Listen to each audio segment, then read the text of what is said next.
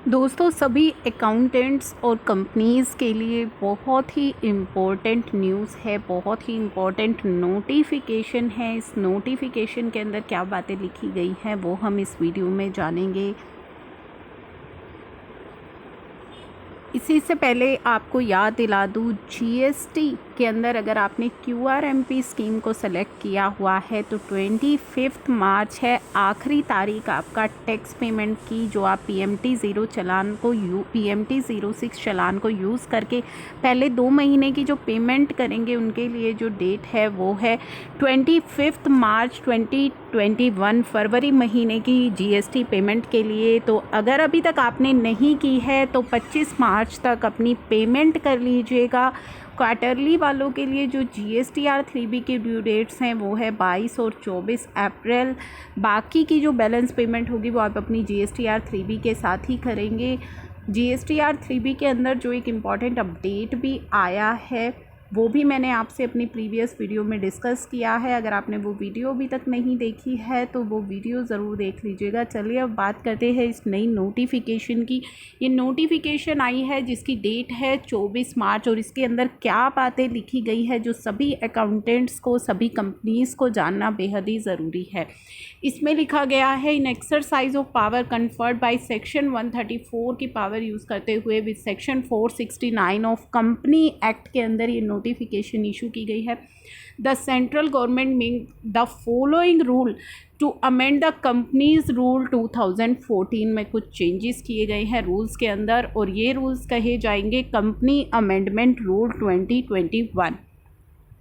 ये जो नोटिफिकेशन है ये इफ़ेक्टिव होगी 1 अप्रैल 2021 से। क्या लिखा गया है इस नोटिफिकेशन के अंदर? इन द कंपनीज रूल 2014 इन सब रूल 3 के अंदर, इन रूल 3 इन सब रूल 1 यानी कि रूल 3 के सब रूल 1 के अंदर ये नया प्रोवाइजो इंसर्ट किया गया है। और ये नया प्रोवाइजो बात करता है provided that for the financial year, जो फाइनेंशियल ईयर स्टार्ट हो रहा है, कमेंस हो रहा है ऑन और आफ्टर 1 अप्रैल 2021 से, every company which uses accounting software for maintaining it's books of account, सभी कंपनी, जो भी कंपनी अकाउंटिंग सॉफ्टवेयर का यूज़ कर रही है अपनी बुक्स ऑफ अकाउंट मेंटेन करने के लिए, shall use only such accounting software, वो केवल वही अकाउंटिंग सॉफ्टवेयर यूज़ करेगी which has a feature of recording audit trial of each and every transaction.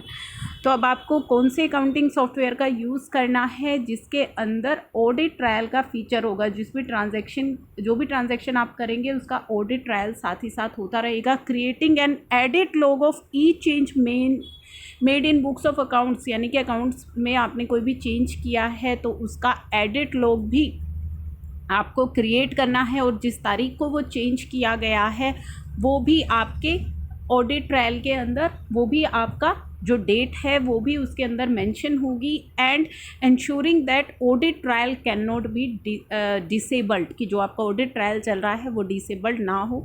तो ये सभी चीज़ें आपके अकाउंटिंग सॉफ्टवेयर के अंदर होनी चाहिए, यानी कि जो भी अब आप अकाउंटिंग ट्रांजैक्शंस करेंगे, एंट्रीज करेंगे, उनका ऑडिट ट्रायल साथ साथ मेंटेन होता रहेगा। और कोई भी चेंजेस अगर आप कर रहे हैं तो क्या चेंजेस है, किस डेट को आपने चेंजेस किए हैं, ये सभी चीज़ें उसके अंदर अब आपके सॉफ्टवेयर में होनी चाहिए। तो इस तरह का सॉफ्टवेयर अब आपको यूज़ करना है 1 अप्रैल 2021 से।